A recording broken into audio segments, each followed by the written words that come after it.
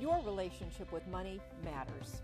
I'm Michelle Perkins, and this is the Money and You podcast, where I will be breaking down your relationship with money, offering tough love money tips, and a money dating plan that will focus on lifting the barriers to success to help pave the way for better money practices and increased wealth.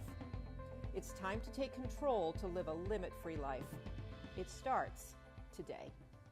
Hello, and welcome to the Money and You show. I'm Michelle Perkins, your host, and I have a fabulous guest on today. I'm super excited to bring her on and have a great discussion that is so relevant to what's going on in the world today. And before we do that, I just want to make mention of something that I think is somewhat related. And that's, I don't know about you, but I've been seeing an awful lot about just burnout in the workplace. And it's a thing my clients are talking to me about, and people are really feeling it. And I have to believe it's a combination of everything going on in the world and everything from the bad news to the politics to of course, COVID.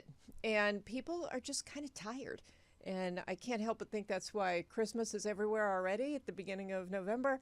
Everywhere you look, people are just, I think, trying to feel a little more relaxed and calm down and try to enjoy life a bit. And the general message out there is, I'm tired. And so today I'm going to bring on Michelle E. Dickinson, who is going to be our guest. And I can't wait to talk to her. She has so much to say on this topic and others related to mental health. So I'm going to jump in right now. Michelle is a wellbeing strategist, an author, a TEDx speaker, and a passionate mental and health change agent. Michelle E. Dickinson is also the author of a memoir entitled Breaking Into My Life. Michelle goes first and sees herself as the bridge that helps people get comfortable with their mental health so they can reach out and get the support they need before they hit a crisis. She makes it okay to not be okay and thrives on making a real difference in the lives of others, especially around their well-being. After years of playing the role of child caregiver to her bipolar mother, Michelle embarked on her own healing journey of self-discovery. She went on to spend years working to eradicate the mental health stigma within her own workplace by elevating empathy and compassion, causing more open conversations and leading real change in how mental illness is understood. She was instrumental in building the largest and fastest growing employee mental health employer resource group while at her Fortune 500 company. She also knows firsthand what it feels like to struggle with a mental illness after experiencing her own depression due to her divorce. This has provided her with a rich perspective.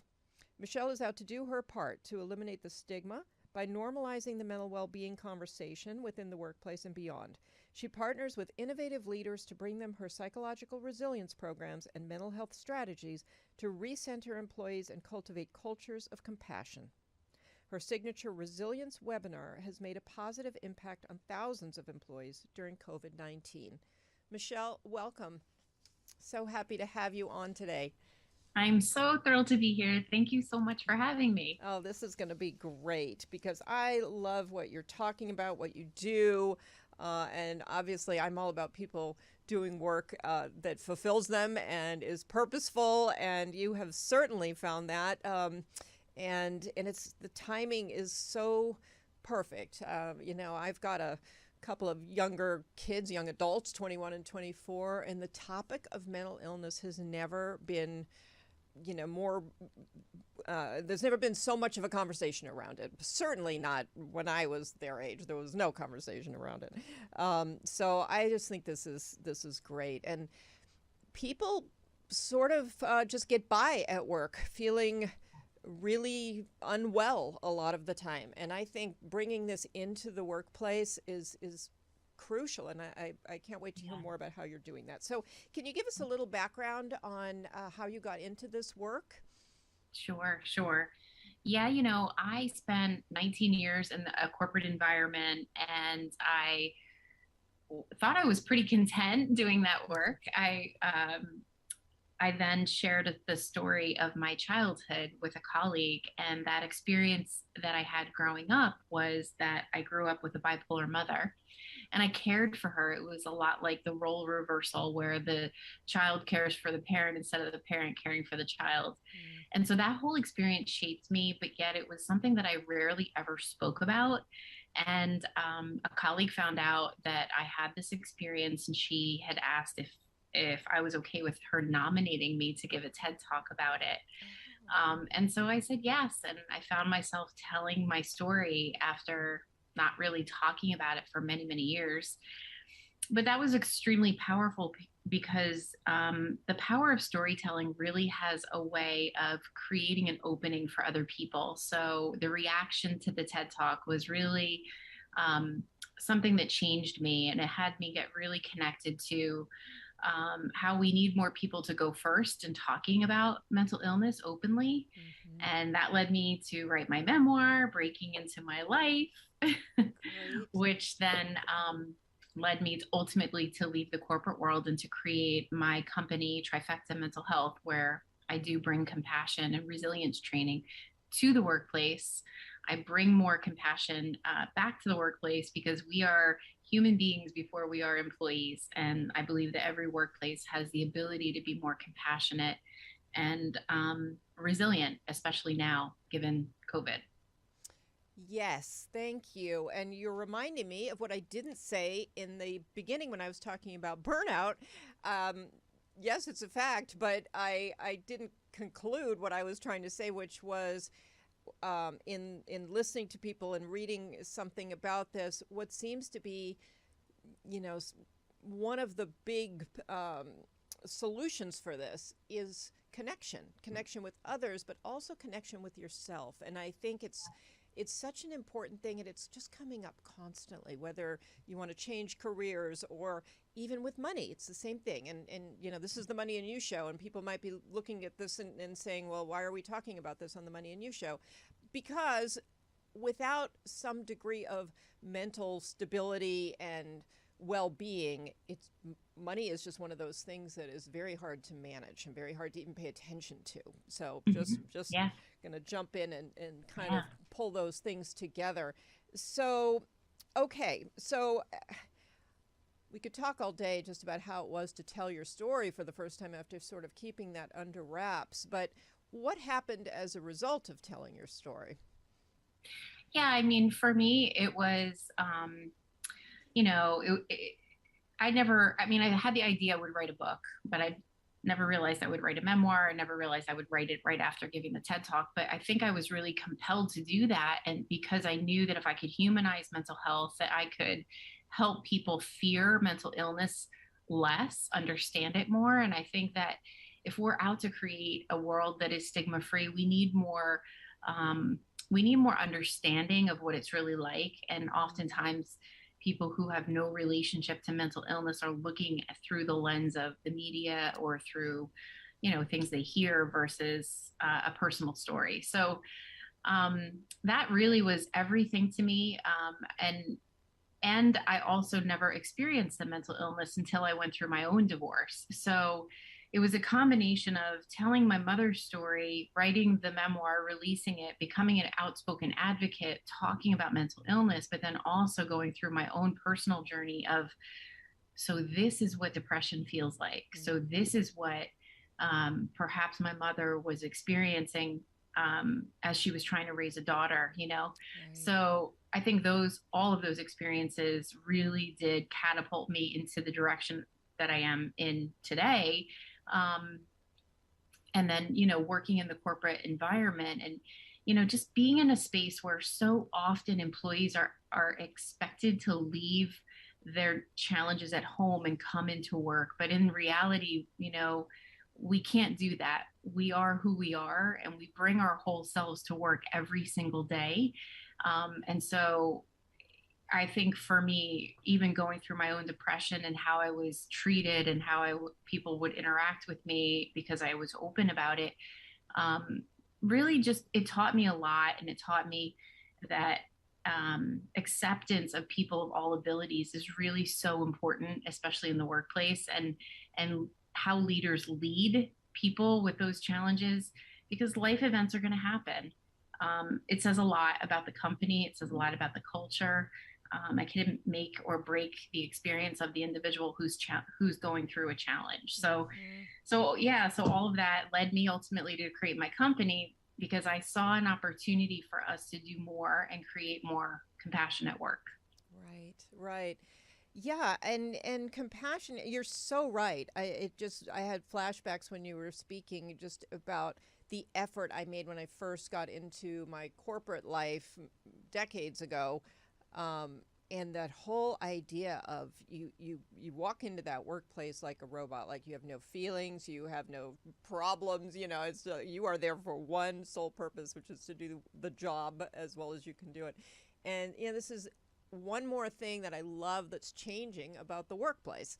And as a business owner, I mean, I'm a business owner too, and I know that you can't just be focused on other people's problems all day long. I mean, you do have business that needs to get done, but this humanity that is really being forced into the workplace now, partly because people are leaving and people are saying, I have to bring more of myself into the workplace. It's fascinating to me. I just think it's a huge shift. And yeah, I think that's the silver lining of the pandemic. You'll hear people saying that, is that because of the prevalence of mental health challenges because of the pandemic, it's coming to light more and more people are talking about it. There's a recent study that came out that said 42% of the global workforce has experienced a decline in their well-being, their mental health since the beginning of the pandemic. So 42% of every workplace, you have to realize the magnitude of that and how many people are struggling but may not be talking about it. And so if that's the number, then it really does deserve more attention and more conversation, so people get care. Because the reality is if you're not talking about it, there's a lot of shame, a lot of fear, and ultimately more suffering and silence.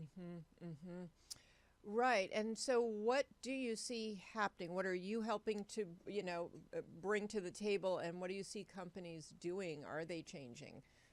Yeah, it's exciting. I get to work with some amazing organizations who really do get it. They get the value of helping their people now more than ever. So there's two ways in which I do that. The first is that I bring in my resilience program, and my resilience program really reminds people of where they do have control. In a world where we're living through this pandemic and so much is being removed from our lives and changing, we forget that we fundamentally have control over what we're consuming in our minds.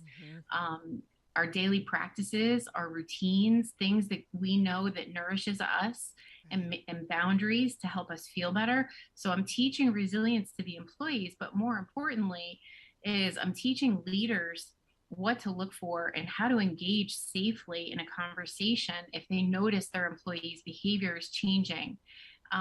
There's so much trepidation that leaders have around saying the wrong thing, overstepping, even their own biases towards mental health that prevent them from really connecting with their people. So I'm out to really empower them, give them more confidence that they can have those conversations and really be supportive.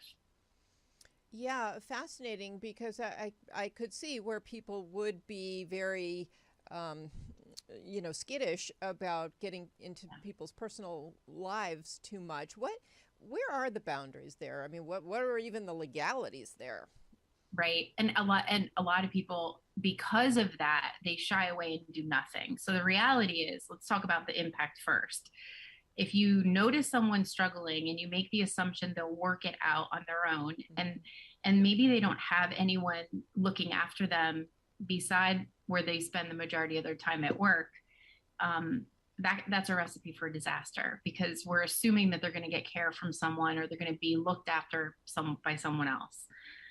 So that's the first thing. As a human being, as a compassionate person with a heart, how can you look the other way and make the assumption they're going to be okay? These are people that you work with how many hours a week? So we want to encourage that it's okay to connect with your people. As far as the boundaries, oftentimes we feel like we have to take the role of the clinician or the therapist on in order to engage, and that's not the case. Simply listening, simply extending yourself, simply identifying that you notice their behavior is a little bit different than you know them to be, and then just sitting back and listening, just listening to what is there for them if they care to share, could be all the gift that you can give them. And knowing the resources that you offer as an organization and how to bridge them to that care. So you don't have to have the answers. You can simply listen to them. But here's the thing. It goes back even further. If you want an employee to proactively connect with you and tell you that they're struggling, you and the employee have to do their part to cultivate trust every single day. So what are you doing to help build that trust and that rapport with your leader and vice versa? So that there is that space that if someone's dealing with something in their lives, because right now a lot of people are dealing with things, you want them to be proactive and reach out and connect with you so that you know and you can support them. Yeah, it is tricky because the employee can feel like if I share this, maybe that will negatively impact my future, my potential promotions, things like that. So yeah. And that is the trepidation. But in one of my programs, I highlight 7 different myths, and actually there's been a lot of research done.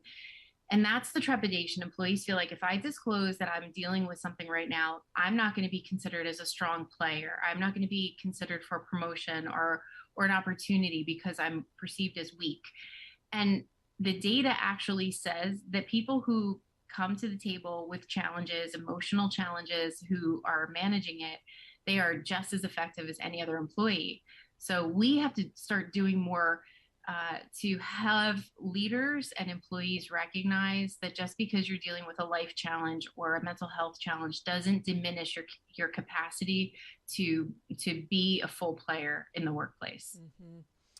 Yeah, it really, as you speak, I can see how it there's so many fundamental aspects to this, because I think the leader too has to sort of commit to this type of attitude of being compassionate and helpful, and I'm not sure everybody really naturally feels that way when they're in a position of responsibility or whatever. Yeah. What are you finding with people? Are they open to this? Yeah, it's interesting. I had a conversation with a collection of partners at a firm a little while ago, and they we are such analytical people. We are always looking for the solution, right? And so the question that came up was, well, what's the prerequisite for a leader to be able to have these kinds of conversations? And I tried not to laugh, but I came back and said, compassion, a heart, recognizing that you have an employee who might be suffering, and putting everything else aside and just coming from a space of concern and compassion. It doesn't have to be complicated. It can quite honestly just be extending yourself and listening. And I think we tend to want to overthink it, right? Like so there's a lot of courses out there that companies are putting their people through that give them a lot of clinical information, including signs and symptoms of clinical diagnoses. That, in my opinion, is a little too much information. Yeah. When in reality, just talking to them and listening and bridging them to care is the best you could do. Right. I'm sorry, there's an ambulance flying by my place. No worries. Yeah, it is very interesting, because I feel like it's a total mindset shift, just like so many things are.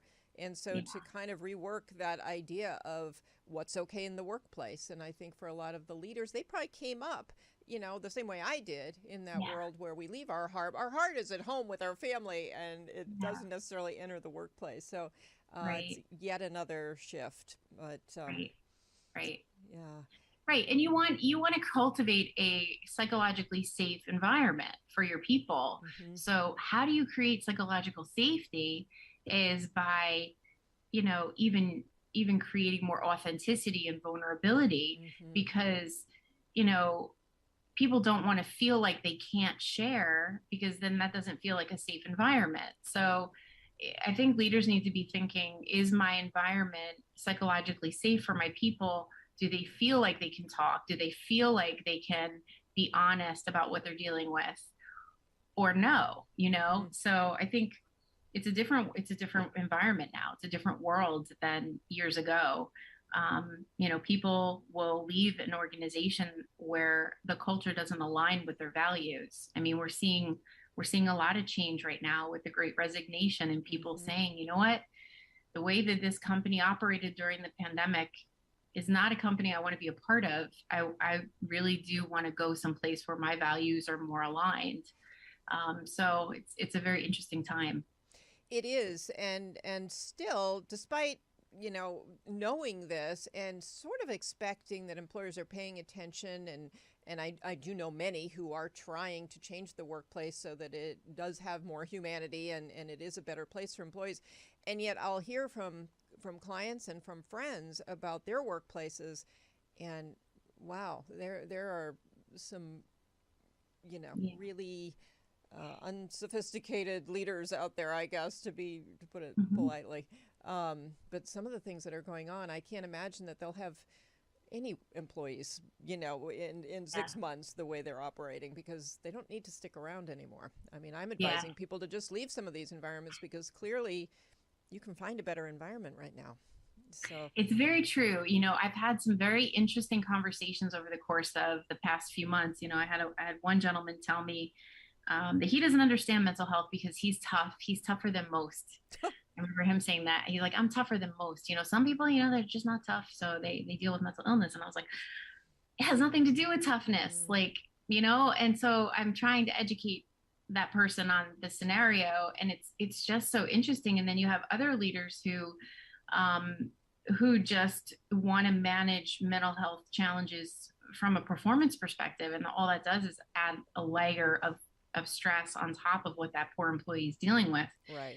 So there's some opportunity here, but then also in their defense, just like every other leadership growth opportunities, we have to check our own biases, right? So I try to do my part with my leaders program to really get them to say, what is your personal relationship to mental health? Because if your relationship is skewed, that's how you are going to lead your people. If you believe that it is not legitimate, that it's a cop-out, that it's for weak people, if you have all these belief systems in your mind, imagine that that's how you're leading your people. So I do a deep dive in biases and understanding if you have biases around mental illness, because that's a very important aspect to being an effective leader and creating psychological safety. Yeah, huge. That's really important. So, what are you seeing in the workplace? What sort of, I mean, I'm sure you see everything actually, but are there some, mental illness related kind of things going on that are more prevalent than others? Yeah, I mean, before the pandemic, that it was said that Americans would experience either some type of a mental health challenge. It was like 1 in 5 would experience a mental health challenge in their lifetime. But because of the pandemic, it's 1 in 3 are either dealing with depression or anxiety. So I would say those two are prevalent, because think about the magnitude of loss, the magnitude of life that we've seen, that we've lost through the pandemic, the loss of stability, the loss of finances, the loss of routine, things we like to do, travel, all of these things. There's so much loss that we've experienced. So it makes sense. A lot of people are feeling disempowered, depressed, even anxious, this return to work phase that's happening. People still don't feel very safe going into the office, so that you have anxiety. So I would say those are probably the most prevalent is anxiety and depression. And then other people it's sort of like they don't realize that they are struggling, because they diminish the fact that we're all in this pandemic. And so who are they to complain about the fact that they're not doing well. And I try to really remind people that, you know, if you don't have the level of joy that you remember that you can have, then that means that maybe there's an opportunity for you to start reflecting on what are your daily practices, what's your routine, are you taking care of yourself, and are you okay with reaching out for clinical support to get you to a point where you're feeling better. So all of these kinds of conversations are so important now, because I think more and more people are starting to realize that they're not 100%. And it's just because we've been living through a major pandemic, you know? Right.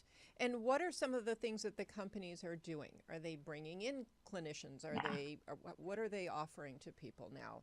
Yeah, so traditionally, most organizations had offered benefits and employee assistance hotlines, and they're great. I think that that's wonderful. The biggest challenge, and that's why I do the work I do, is normalizing the narrative around mental health. Because if you can have benefits, but if employees are not comfortable acknowledging that they're not doing well and they don't have the courage to pick up the phone and reach out for support, then you're paying for benefits that are going underutilized. So I think the employers that I've had the privilege to work with get it, because they want to give a little bit more to their people than the average, which is the benefits and EAP, and helping them preserve their mental health. So what is it that you can do as an employer that's going to preserve your people's mental health, get them comfortable talking about brain health so they know where to go for support before you lose them to disability, before you lose them to a crisis. So the companies that I've been fortunate to work with, they get it. And so what I'm seeing is they want to do a little bit more because they know that it's going to keep their employees, you know, feeling good, in their seats, productive, and getting through this pandemic and coming out the other side, maybe even with some more loyalty with their employee population. Yeah, absolutely. I would think it would build a lot of loyalty. And I think, you know, when you do start looking at the dollars, there is just an enormous cost to people leaving your company and having to rehire and retrain. And, you know, so there is an enormous economic impact from. For sure. Oh, absolutely. Absolutely. Turnover, disability costs, all of it. I mean, and, you know, even engagement, employees who are working but not engaged and not, you know, not present, not actually contributing to the caliber that you know that they can and they want to, but they're struggling. So absolutely. I think it's critical that leaders be looking at, well, what else can I do to support my people so they're feeling good and they're you know, they're feeling good about what they're up to in their personal and in their professional lives. Right. So tell me, when you introduce employees to your program, how do you do that? Do you bring it to the workplace? Is it something they do on their own? Yeah, no, we do interactive workshops through video chat. That's what a lot of people are comfortable with doing right now. And so it's interactive. There are some opportunities where they can chime in if they feel comfortable to. We don't have a lot of like, these are not invasive questions. It's just, you know, can you relate to, you know, A, B, or C? Yes or no, drop in the chat if you can. But fundamentally, the resilience program is really about getting them connected to how they're really doing. Because oftentimes, you know, that's the linchpin. That's like the most important thing, is that you're self-aware that you might be slipping. You might not be 100%. You might be having days where you don't want to get out of bed. Getting them present to that so that they stop being busy and they check in with themselves is really the first step. And so we do that. And then I walk them through a series of things that they can do to really help themselves start to feel better. And it's not rocket science, Michelle. It's like literally things that your mother probably taught you as a child to do, like good sleep, good diet, exercising your body, connecting with people you love, doing things that you love outside of work. All of those things all feed into us feeling more balanced and preserving our well-being. Yeah, I love that. I feel like forever we've had it so backwards, included, especially. I don't know. But, work really, really hard and accomplish a bunch of things and then have some fun, then reward yourself. And it's just really should be flipped upside down. Yeah, it's a balance. It's a balancing act. I Yeah. mean, I can, for example, like for me, like I love pottery. So if Oh, I me throw too. clay on the wheel and I get in the zone and I forget and completely disconnect from work, like I come away from that recharged, like completely recharged. So it's almost like you have to realize what doing something you love and getting lost in it for a little bit of time, what that can really do for your psyche and how that can recharge you to come back into your life and be even more effective. I love that you said that. I didn't know that about you, but I spent 10 years going from my corporate job to a ceramic studio, and that was my total escape. And Yeah, same thing. I mean, it was amazing, yeah. So, I love it. yeah, I thought I'd be a potter. Like, I thought that's where I was headed, but So fun. little too isolated, I think. But I still love it, and I love that you said that because, honestly, I feel like I'm missing that now. That thing that you Yeah, just get so engrossed in, and time goes, and you can't even believe 4 hours are gone. And that's a yeah. great feeling when you're in that zone. It is. And you're So, using the other part of your brain too. So like 100%. I like to tell people, try to use that creative side of your brain. It gives you a break. Yeah, And like we need that. We can't be all analytical all the time. Like go have some fun. yeah, absolutely. And that's what fuels you. And people, same thing when you're out of work, when you're in career transition, and people need to take care of themselves first so they can go into that job search with a positive Right. energy, and looking at life in a positive way. And so, yeah, I'd love that. Tell me a little about the resilience piece. Like, when you talk about resilience, is that what it's about, like bolstering yourself so you can be more resilient, or is there something Yeah. else to it? Individual, like it's really about individuals preserving their well-being. So for example, like I did a session this morning, we talked about stress, the impact physically on the body and stress and how it impacts the mind.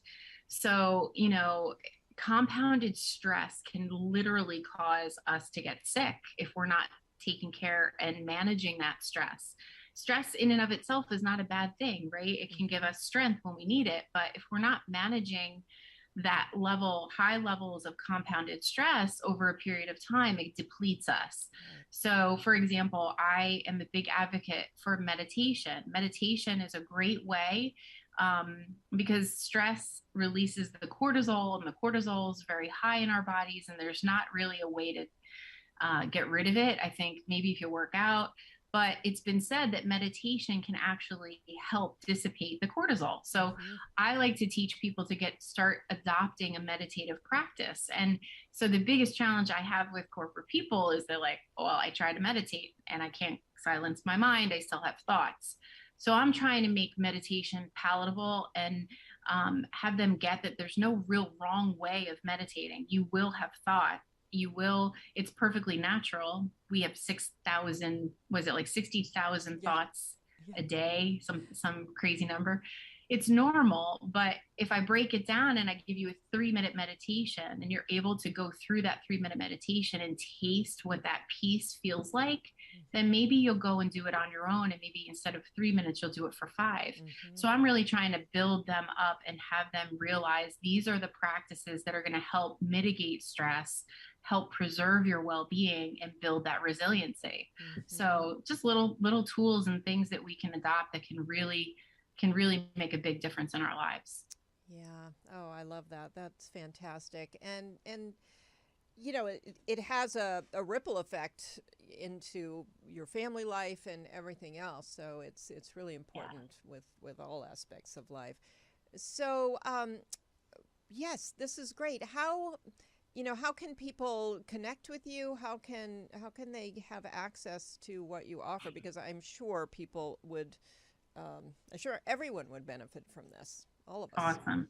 Thank you for asking. So I would say for the workplace, I'm working with all industries from food manufacturers to hospitality to I'm actually going to be at a trucking site in a few weeks. So any industry can benefit from this work, I will tell you.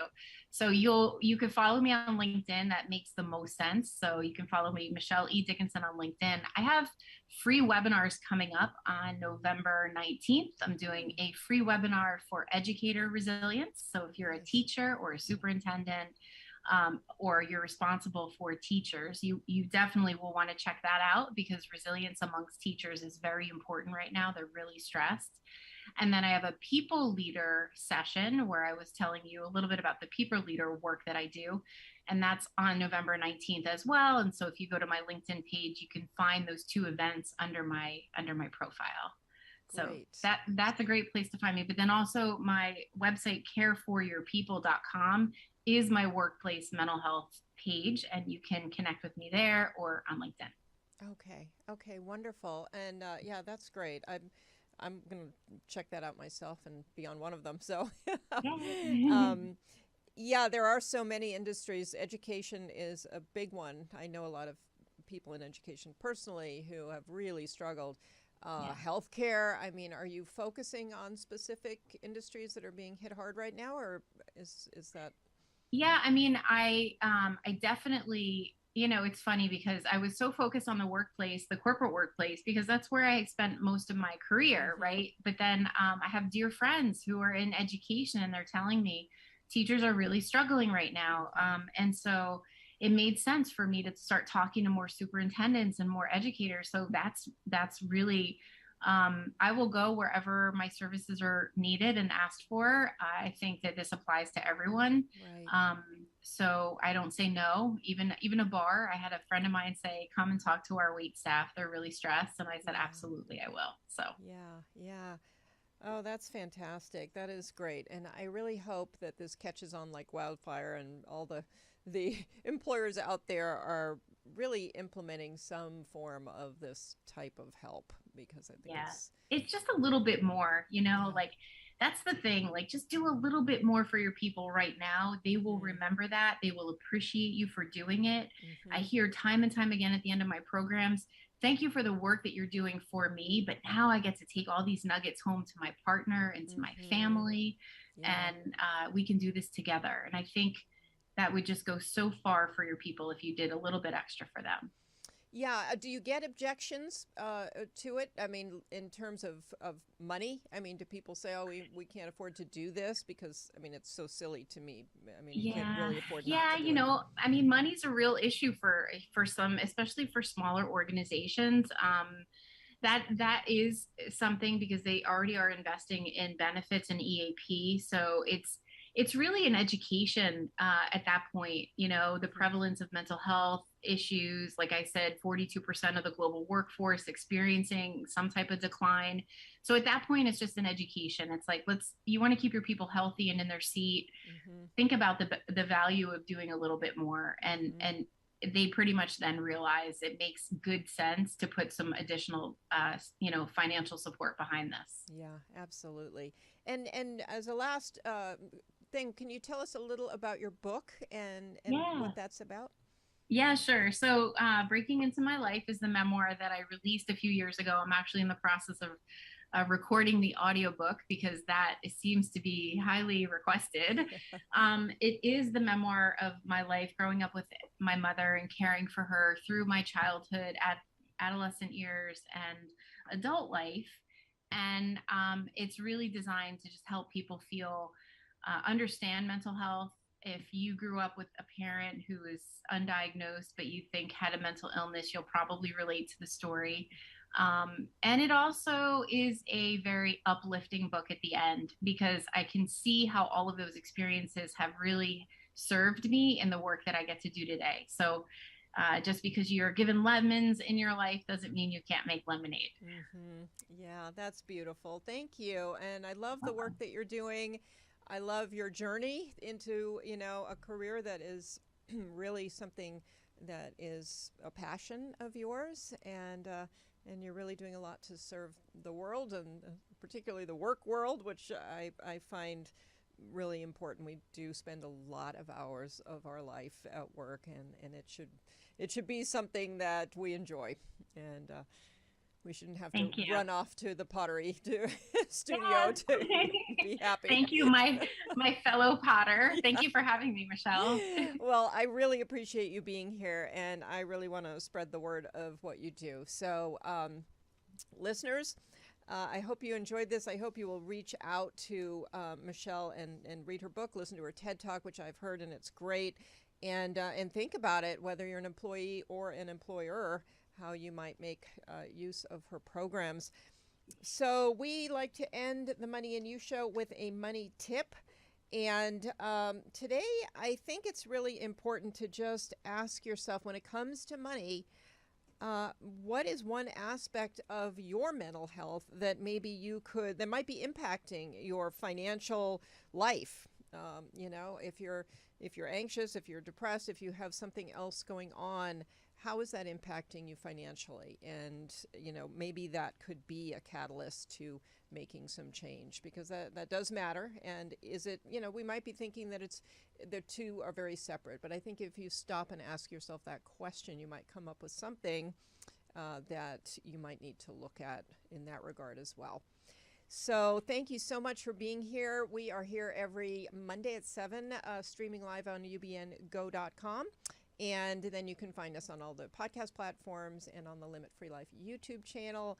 Love for you to subscribe, leave comments. That really helps us to keep going. And if you have questions for me, you can certainly reach out to limitfreelife.com. Michelle, 2 L's, at limitfreelife.com. You can email me.